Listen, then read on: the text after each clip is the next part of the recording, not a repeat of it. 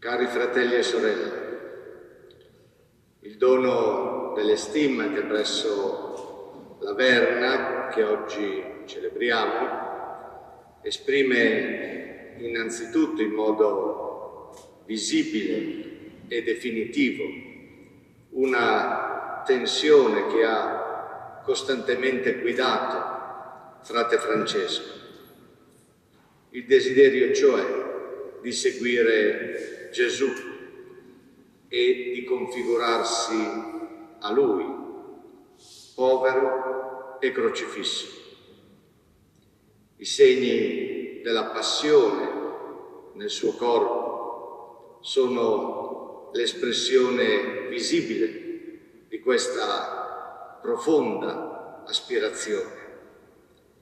Frate Francesco resta fondamentalmente un povero, un uomo cioè che vive di fiducia ed è totalmente abbandonato in Dio, uno che non fa calcoli e non cerca sicurezze sue, né in ciò che è, né in ciò che ha, né in ciò che sa, ma tutto riceve dal Padre che è nei cieli e a Lui si affida totalmente. Questo atteggiamento interiore non è senza una lotta e una sofferenza profonde.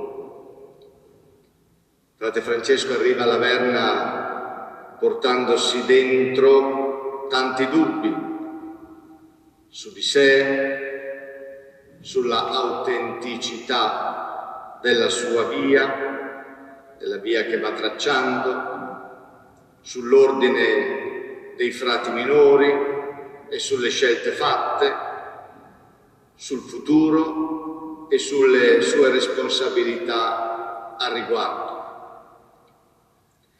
Inoltre frate Francesco non si trova già in questa condizione di abbandono, ma la raggiunge e la accoglie come dono di grazia, cioè giunge ad affidarsi per stare davanti a Dio e a se stesso da povero.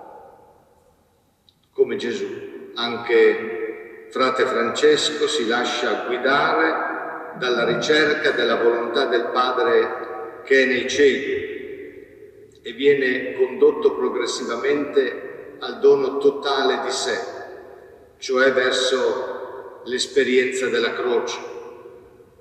Padre, non come voglio io, ma come vuoi tu. Questo è il senso delle stimmate, cioè il rendersi visibile esternamente di ciò che è avvenuto nel cuore, così da poter dire, idealmente, con San Paolo, non sono più io che vivo, ma Cristo vive in me. Questa lotta interiore nella esistenza credente assume spesso la forma della resistenza alla debolezza e alla stoltezza della croce, talvolta si appongono una sapienza e una potenza mondane, motivate con la ricerca di chiarezza e di efficienza secondo criteri di opportunità. Ma la croce di Gesù non è secondo criteri umani, né opportuna né tantomeno particolarmente efficiente, eppure efficace, perché diviene il luogo in cui si manifestano la forza e la sapienza di Dio. Volendo allora riflettere e interrogarsi sul nostro essere discepoli di Gesù alla luce dell'itinerario di frate Francesco, povero e crocifisso, ciascuno di noi può chiedersi: che cosa significa vivere da povero nel mio quotidiano. Cerco forza e sicurezza in ciò che ho, in ciò che so, in ciò che sono. Quali segni di povertà, non solo simbolici, ma anche concreti, ritrovo nella mia vita e quali invece mancano. Il contrario dell'affidamento è quella tensione febbrile che crea agitazione, ansietà, paura esagerata. Accade anche a me di sperimentare tutto questo. In quali occasioni? Cerco la volontà di Dio per me e per gli altri, a cominciare dalle persone che mi sono più care, anche come segno di spoliazione e di rinuncia a me stesso. Dov'è la croce nella mia vita di ogni giorno? E infine, quali resistenze e quali logiche mondane ritrovo più frequentemente? L'ansia per la buona riuscita dei miei sforzi, la ricerca di approvazione, la disattenzione agli ultimi.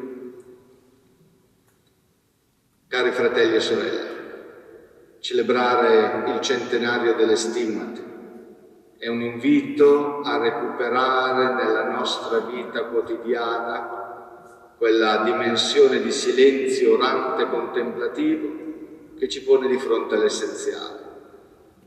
Non solo, ricordare e celebrare il poverello di Assisi toccato dal crocifisso ci sollecita ad uscire da noi stessi per lasciarci toccare e interpellare dalle numerose situazioni drammatiche di dolore e di sofferenza in cui si trovano immersi tanti fratelli e tante sorelle in tutto il mondo.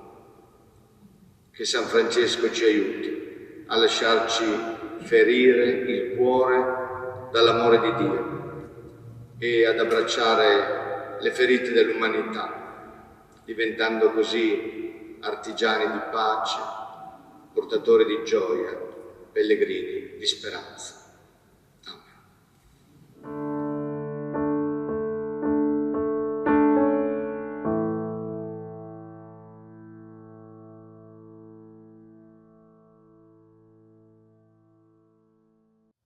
Il brano di Vangelo che abbiamo ora ascoltato, attraverso la figura della donna peccatrice, ci parla di fede, ci parla di amore. Ci parla di fede. La fede non è assentire ad una dimostrazione chiara ed evidente o ad un progetto privo di incognite e di conflitti. La fede è innanzitutto fidarsi di Dio e affidarsi a Lui, è innanzitutto rimettere la nostra vita nelle sue mani, perché sia Lui ad esserne l'unico vero Signore. Secondo una suggestiva terminologia di origine medievale, credere deriverebbe da cor dare il cuore, consegnare la propria vita a Dio, nelle sue mani buone di Padre. La fede è resa, consegna, abbandono, non è possesso, garanzia, sicurezza. Credere non è evitare lo scandalo, fuggire il rischio, avanzare nella serena luminosità del giorno. Si crede non nonostante lo scandalo e il rischio, ma sfidati da essi e in essi. Chi crede cammina nella notte, pellegrino verso la luce. Pascal scrive che Dio non obbliga nessuno a credere. C'è luce sufficiente per chi vuole credere e ombra sufficiente per chi non vuole credere. E questa luce sufficiente è Cristo Gesù, presente nei segni dell'amore e della grazia confidati alla sua Chiesa, la parola, i sacramenti. Ecco, Agostino Roscelli è stato un uomo di fede, cioè dire un uomo che ha sempre cercato con desiderio sincero e ha sempre compiuto la volontà del Padre che è nei cieli. E questa volontà l'ha scoperta certamente frequentando la Sacra Scrittura, la parola di Dio. E questa volontà l'ha scoperta ascoltando i fratelli e le sorelle che incontrava nel cammino della sua vita, a cominciare dall'incontro con l'arciprete di San Giovanni di Chiavari, Antonio Maria Gianelli, che qui, presente a Bargone per una missione popolare, probabilmente gli disse alcune cose durante un loro colloquio e questo forse è all'origine dell'ingresso di Agostino in seminario. E poi l'incontro con tante persone nella celebrazione del sacramento della riconciliazione, celebrazione che ha caratterizzato con fedeltà tutti i giorni della sua vita. Volontà di Dio che ha scoperto contemplando il creato. Ci sono alcune pagine bellissime dei suoi scritti, proprio a questo riguardo, pagine che sanno anche di poesia. Scrive così: rappresentatevi al pensiero quanto di bello e di buono vedete in questo mondo, il brillare delle stelle, il chiarore del sole, lo splendore dei cristalli, il luccichio delle perle, l'ondeggiare del mare, l'amenità dei campi, l'elevatezza dei monti, il verdeggiare delle erbe, il frondeggiare degli alberi. Che dire poi, sentite, della bellezza del volto umano. Tutti questi splendori che ci affascinano nelle creature non sono che stille di quel mare immenso della bellezza infinita che è Dio. Non sono che piccolissimi raggi di quel sole divino che splende nella Gerusalemme celeste. Egli solo è veramente bello, perché contiene e racchiude in sé in grado sublime, cioè in modo infinito, tutte le bellezze e le soavità di tutte le creature insieme. E in un discorso tenuto più avanti alla comunità di religiose da lui fondata, dice così: lo splendore del sole, la vaghezza dei pianeti, lo scintillio delle stelle, il grazioso aspetto che ha la terra rivestita di tante erbe e variopinta di tanti fiori, la varietà degli alberi, dei frutti, degli uccelli e dei pesci del mare, ci sentiamo presi da meraviglia e attratti dall'affetto verso di essi. E in un altro passaggio aggiunge: si può realmente essere infelici? Sapete, io non capisco come si possa passare accanto ad un albero e non essere felici di vederlo, parlare con un uomo e non essere felici di amarlo. Ma quante cose stupende si vedono ad ogni passo. Anche l'uomo più degradato può trovarne di bellissime. Guardate un bambino, guardate l'aurora di Dio, guardate l'erbetta che cresce, guardate gli occhi che vi fissano e vi amano. E poi Agostino Roscelli è stato un santo della carità. Anche lui definiva, lo sapete bene, la veste nuziale per i figli di Dio. L'amor del prossimo. Amare il prossimo vuol dire tante cose, vuol dire aiutare l'altro a scoprire e a realizzare il suo vero bene, vuol dire aiutare l'altro nei suoi bisogni spirituali e materiali, vuol dire aiutare l'altro a volare alto, a pensare in grande, vuol dire aiutare l'altro a diventare il meglio che può diventare. E così ha fatto il nostro Agostino Roscelli, povero prete, così lui si definiva. Si è preso cura degli artigianelli, si è preso cura dei bambini orfani, si è preso cura dei carcerati, si è preso cura delle ragazze madri, di quelle ragazze che venivano messe incinte e poi abbandonate. E in genere queste ragazze poi venivano cacciate dalla famiglia, licenziate dal lavoro, esposte alla emarginazione e al giudizio negativo di tutti gli altri.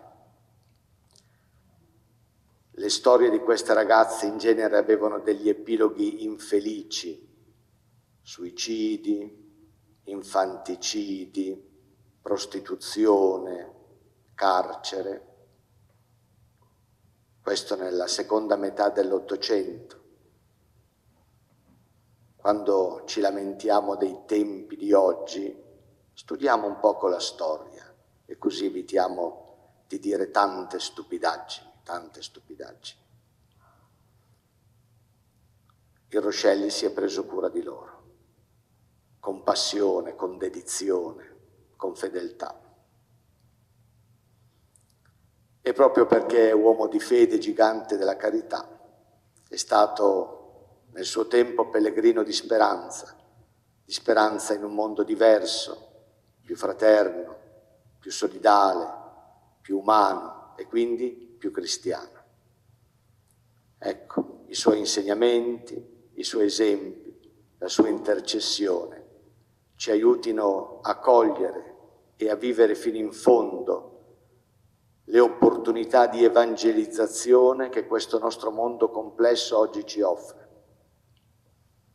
nella consapevolezza che non si può dare agli altri quello che non si ha. Evangelizzeremo solo se ci lasceremo evangelizzare, proprio come ha fatto il nostro Agostino Roscelli. Amen.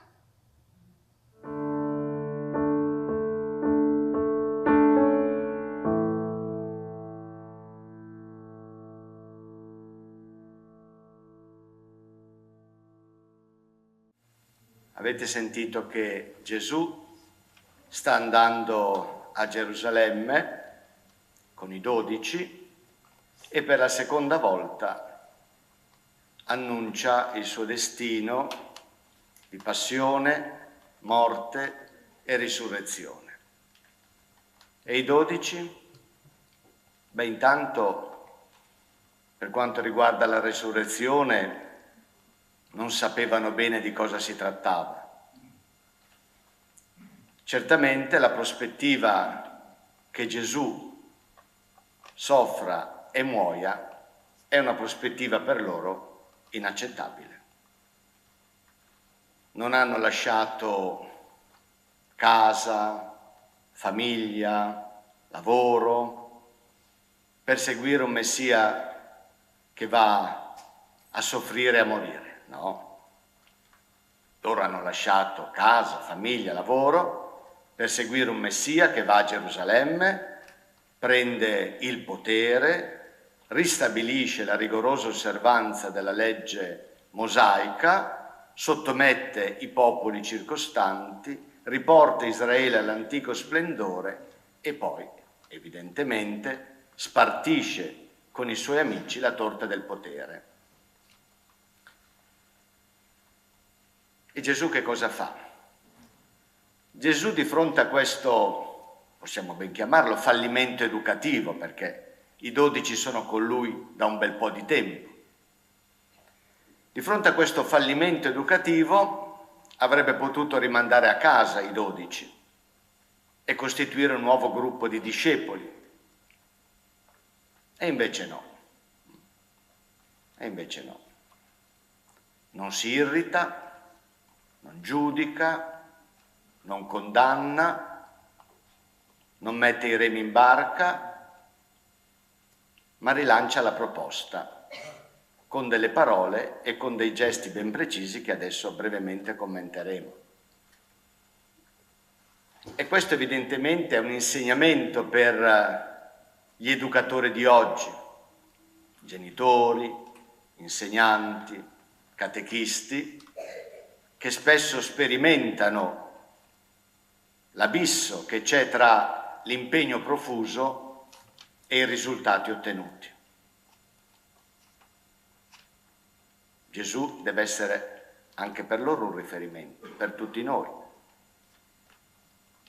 Non si arrabbia, non giudica, non condanna, non mette i remi in barca, rilancia la proposta. Lo fa con delle parole e dei gesti ben precisi. Se uno vuole essere il primo, sia l'ultimo di tutti e il servitore di tutti. Di tutti, Nessuno escluso per nessuna ragione. Che cosa vuol dire servire? Servire vuol dire tante cose, evidentemente, ne indico alcune. Servire è aiutare l'altro a scoprire e a realizzare il suo vero bene. Servire è aiutare l'altro nei suoi bisogni materiali e spirituali. Servire è aiutare l'altro a pensare in grande, a volare alto. Servire è aiutare l'altro a diventare il meglio che può diventare.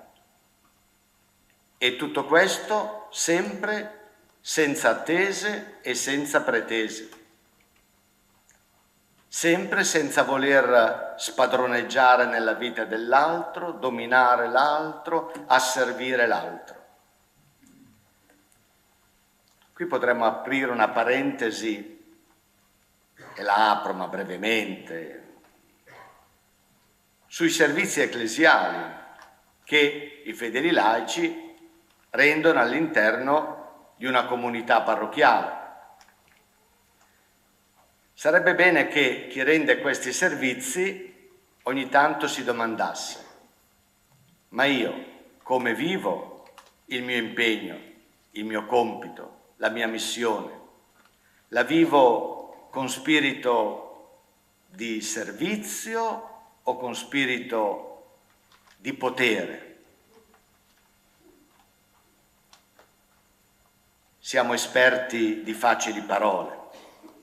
E allora un modo per scoprire, dei modi per scoprire se viviamo un impegno, un compito, una missione come servizio o come potere, uno dei modi sarebbe quello di andare dal parroco una volta l'anno e rimettere nelle sue mani il mandato.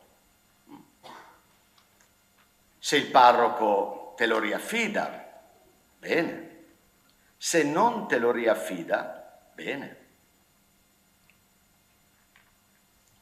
Se invece, qualora non me lo riaffidi, io cerco di vendicarmi, inizio a sparlare del parroco e dei parrocchiani, vado a messa da un'altra parte, questo è il segno che probabilmente quell'impegno, quel compito, quella missione la stavo vivendo non come un servizio, ma come un potere. Contano i comportamenti, le parole contano poco, siamo specialisti di facili parole. Io servo, piano, piano. Naturalmente questo non vale soltanto per i fedeli laici, vale anche per i preti. Anche il prete ogni tanto dovrebbe domandarsi: ma la mia missione, il mio compito, il mio impegno, lo sto vivendo con spirito di servizio o con spirito di potere? E anche qui c'è un modo per capire se lo sto vivendo quell'impegno, quel servizio, la missione, con spirito appunto di servizio oppure di potere. Un modo, per esempio, è questo. Quando il vescovo mi chiede di assumere la cura pastorale di un'altra parrocchia, gli dico di sì.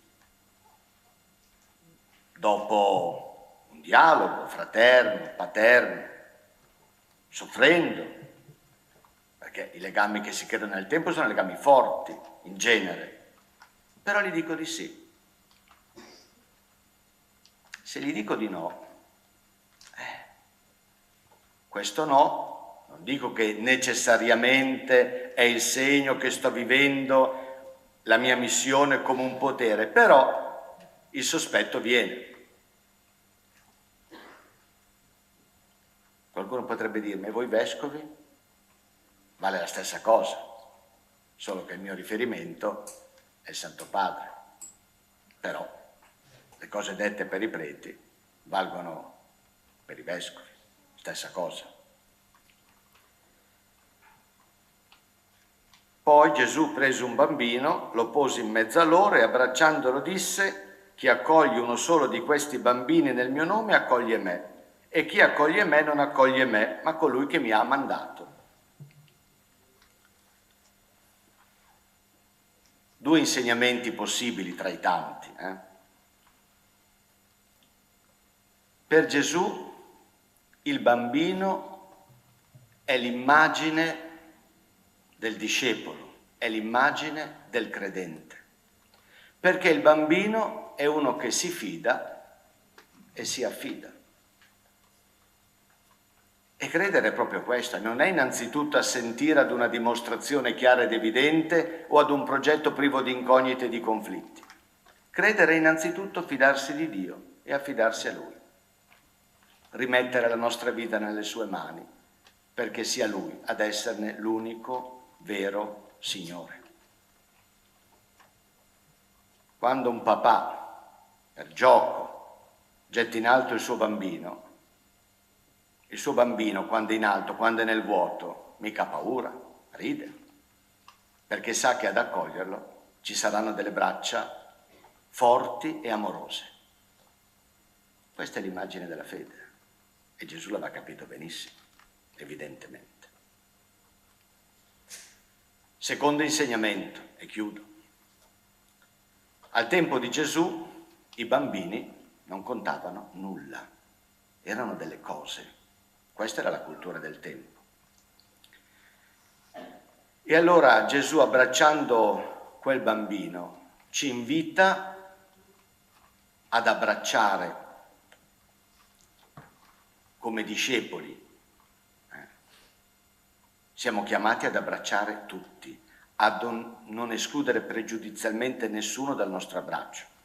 Fatta questa premessa, Gesù ci invita a abbracciare innanzitutto gli ultimi, i poveri, gli emarginati, gli scartati, gli invisibili, quelli che non contano nulla agli occhi del mondo. Perché nel momento in cui abbracciamo questi che non ci possono ricambiare con dei favori, allora stiamone certi. In quel momento stiamo abbracciando non le nostre ambizioni, non il nostro orgoglio, ma il Signore Gesù in persona. Amen.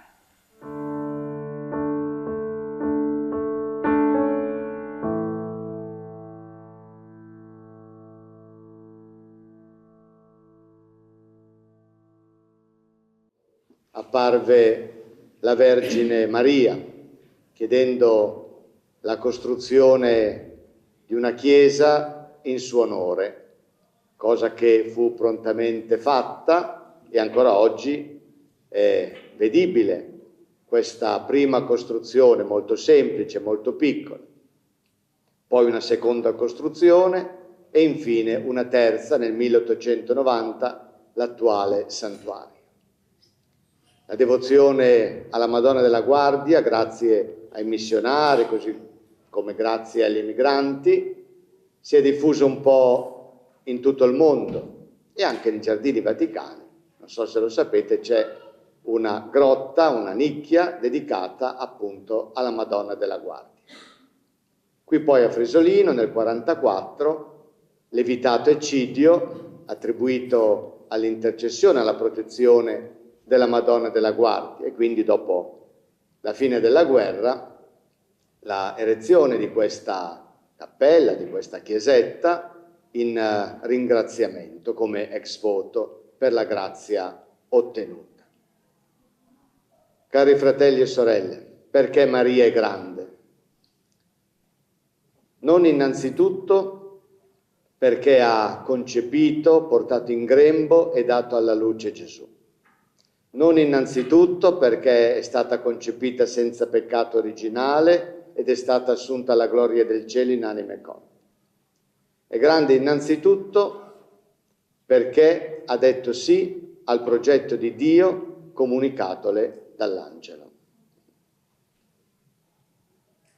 Tant'è che la sua parente Elisabetta esce con questa affermazione: è beata colei che ha creduto nell'adempimento delle parole del Signore. E i padri della Chiesa fanno eco a Elisabetta dicendo che Maria concepì prima nel cuore e poi nel grembo. Maria dunque è il modello della credente. Credere non è innanzitutto assentire ad una dimostrazione chiara ed evidente o ad un progetto privo di incognite e di conflitti. Credere è innanzitutto fidarsi di Dio e affidarsi a Lui. Rimettere la nostra vita nelle sue mani, perché sia Lui ad esserne l'unico vero Signore. Secondo una suggestiva etimologia di origine medievale, credere deriverebbe da cor dare, dare il cuore, consegnare la propria esistenza nelle mani di Dio. La fede non è possesso, garanzia, sicurezza. La fede è resa, consegna, abbandono. Credere non è evitare lo scandalo, fuggire il rischio, avanzare nella serena luminosità del giorno. Si crede non nonostante lo scandalo e il rischio, ma sfidati da essi e in essi. E chi crede è pellegrino nella notte, cammina nella notte verso la luce, verso la luce. Pascal diceva che Dio non ci obbliga a credere. C'è luce sufficiente per chi vuole credere e ombra sufficiente per chi non vuole credere. E questa luce sufficiente è Cristo Gesù, presente nella sua Chiesa, attraverso la sua parola, attraverso i suoi sacramenti. Dicevo stamattina a Pila che Gesù mette al centro il bambino. Avete sentito il Vangelo di oggi, lo abbraccia, lo mette al centro, per tante ragioni. Una è che probabilmente Gesù vede nel bambino l'icona del credente, l'icona del discepolo.